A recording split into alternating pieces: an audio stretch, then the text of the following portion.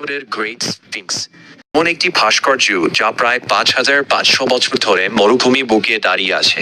এটাই হলো মিশরের গ্রেট স্ফিংস। অধিকাংশ ইতিহাসবিদের মতে এটি খ্রিস্টপূর্ব প্রায় 2500 সালে ফারাও খাফরের শাসনামলে নির্মিত।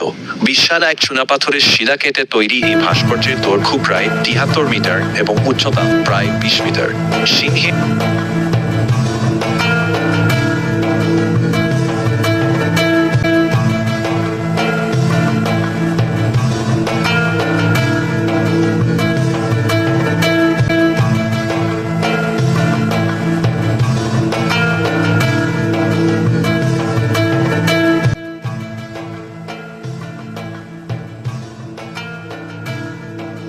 প্রাচীন মিশরের সবচেয়ে বিখ্যাত ফেরাওদের একজন ছিলেন তুতানখামন।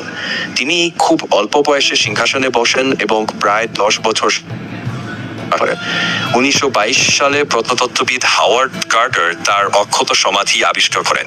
ভিতরে ছিল সোনার মুখোশ, মূল্যবান অলংকার, রথ, অস্ত্র আর 5000-এরও বেশি ঐতিহাসিক নিদর্শন।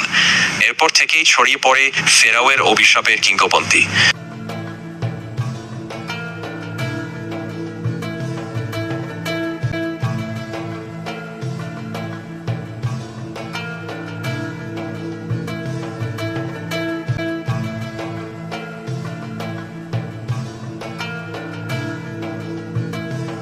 চীন মিশরের রাজাদের মৃত্যুর পর বিশেষ পদ্ধতিতে দেহ সংরক্ষণ করে মমি বানানো হতো। এরপর সেই মমিকে রাখা হতো অলংকৃত কাঠ বা পাথরের সার্কোফেগাসে। বিশ্বাস ছিল মৃত্যুর পরও আত্মা বেঁচে থাকে এবং একদিন আবার দেহে ফিরে আসবে। তাই কফিনের সাথে রাখা হতো সোনা, গয়না, অস্ত্র, খাদ্য, দৈনন্দিন ব্যবহার্য জিনিসপত্র।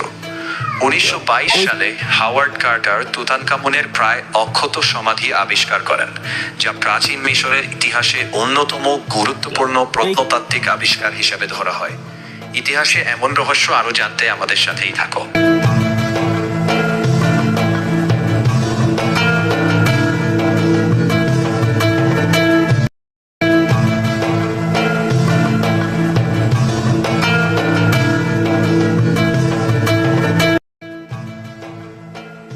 ফিরআউন খ্রিস্টপূর্ব প্রায় 1332 সালে সিংহাসনে বসেন এবং অল্প বয়সেই মারা যান। 1922 সালে হাওয়ার্ড কার্টার তার অক্ষত সমাধি আবিষ্কার করেন, যেখানে 5000-এর বেশি নিদর্শন পাওয়া যায়।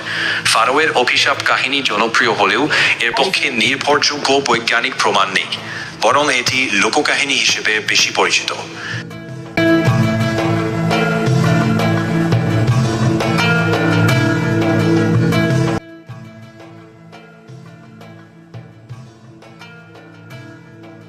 পুরনো সিল করা কফিন, এর ভেতরে কি ছিল জানতে আগ্রহী?